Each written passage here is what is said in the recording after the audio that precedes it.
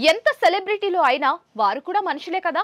వాళ్ళు కూడా తప్పులు చేస్తూనే ఉంటారు. ఎన్నోసార్లు స్టార్ హీరోలు హీరోయిన్లు సైతం మద్యం తాగుతూ డ్రంక్ అండ్ డ్రైవ్ లో దొరికిపోయారు.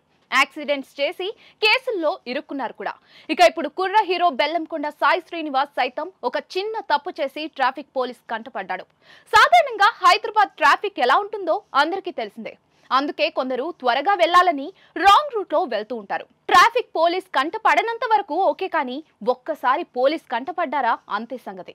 ప్రస్తుతం ఇదే పరిస్థితిని ఎదుర్కొన్నాడు Bellamkonda hero Srinivas. Jubilee hills లోని జర్నలిస్ట్ కాలనీ వద్ద తన కారులో రాంగ్ రూట్ లో వెళ్తూ ట్రాఫిక్ పోలీస్ కంట పడ్డాడు.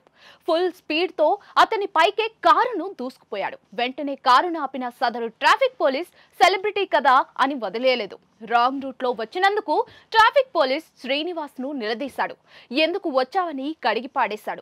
వెనక్కి వెళ్లి రైట్ రూట్ లో వెళ్లమని చెప్పడంతో సైలెంట్ గా శ్రీనివాస్ తన కారును వెనక్కి తిప్పుకుని వెళ్లిపోయాడు. ఇందుకు సంబంధించిన వీడియో నెట్టింట వైరల్ గా మారింది. ఇక బెల్లంకొండ శ్రీనివాస్ గురించి తెలుగు ప్రేక్షకులకు ప్రత్యేకంగా చెప్పాల్సిన అవసరం అయితే లేదు. నిర్మాత బెల్లంకొండ సురేష్ వారసుడిగా అల్లుడు శ్రీను సినిమాతో ఎంట్రీ ఇచ్చిన శ్రీనివాస్ ప్రస్తుతం వరుస సినిమాలతో బిజీగా మారారు.